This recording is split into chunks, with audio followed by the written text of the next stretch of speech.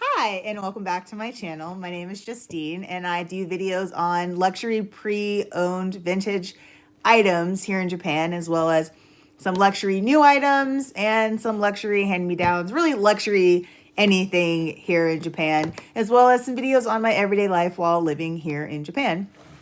Of course, just one thing, I know you guys are probably going to notice this, but I have been very backed up on my unboxing, so I'm going to take one day and just knock out all of the unboxings that I have in order to catch up as much as possible, which is why you can tell I'm wearing the same jacket. It's a very comfy jacket from Lululemon, but that's beside the point. That's not what this video is about. This video is about something I bought on the pre-loved Japanese market.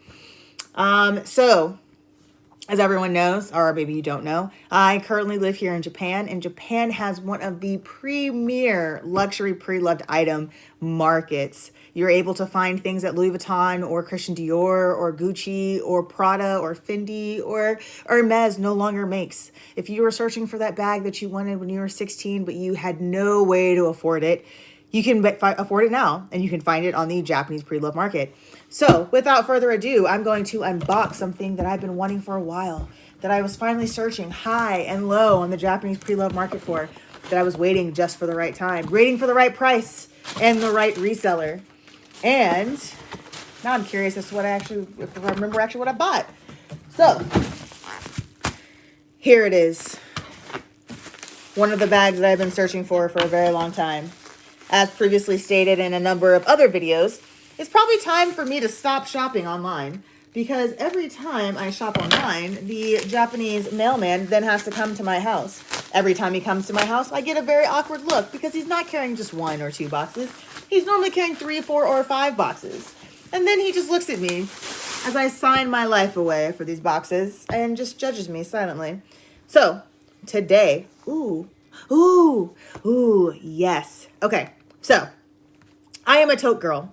I am a crossbody girl. I am a girl that likes bags big enough to be able to carry my MacBook Pro, my iPad, my cell phones, maybe a couple of small SLGs with things inside of them.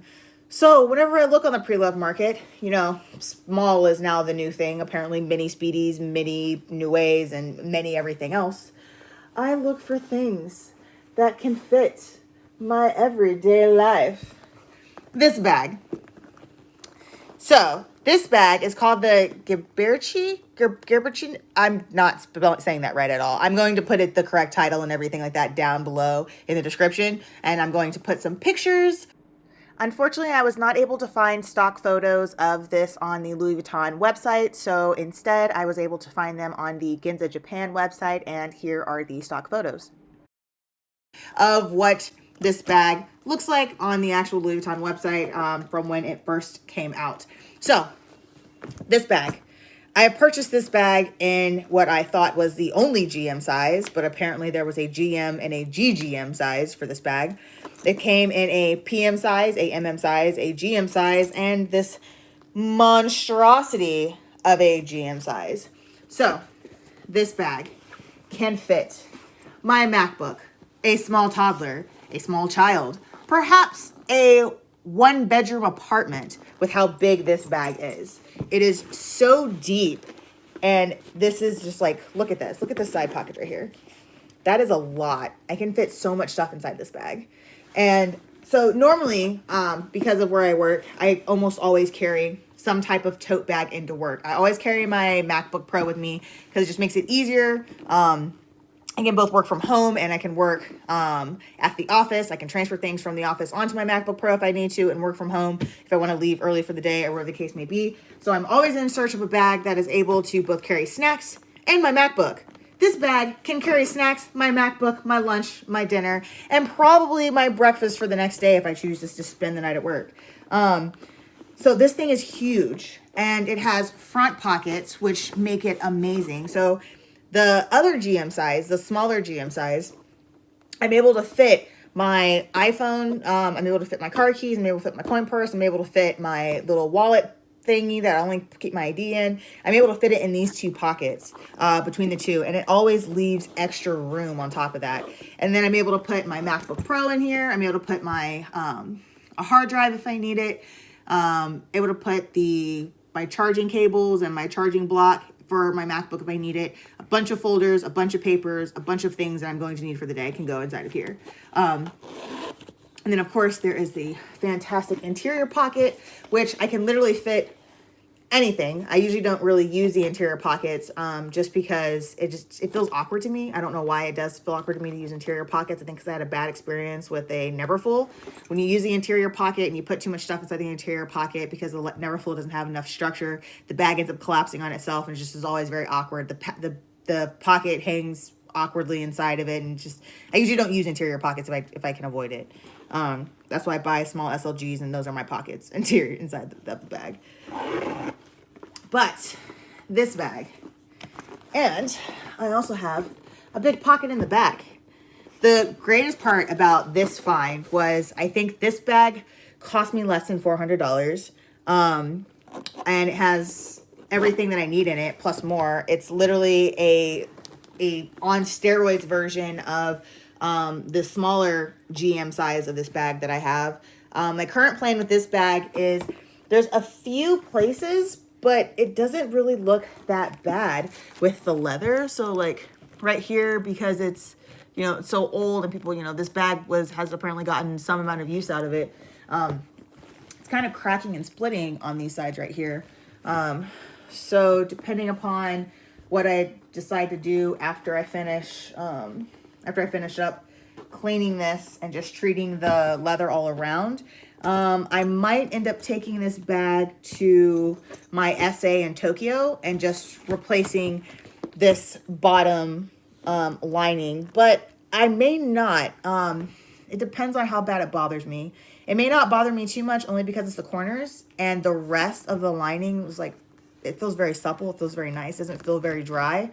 So this may just be a bag that I put on my list to remind myself that I need to get it fixed, but I won't fix it until I absolutely need to. But like, I'm happy with this purchase. I'm super excited about it. Yes, I know usually the cloth, most people like to have the leather, but I sometimes like the cloth just because if I end up getting caught in the rain with it, it's not going to end up disintegrating. That's like a common problem you're going to have when you find vintage pre-loved items on the market, is a lot of the bags, like they weren't conditioned all the time. They weren't conditioned every single month. So when you go to treat them, just like trying to rebuild back up that moisture or that suppleness in the leather can sometimes be a bit of a pain and a headache. And if you get caught out in the rain without having done the process enough, you end up disintegrating the leather and you end up having all the leather replaced anyways. So yeah, so with this bag, I think there is probably nothing I'm going to change on this. I'm probably not going to get anything repaired on it. I am going to treat the leather on these ends though. It just looks like that is definitely going to need some conditioning, just some extra protectant.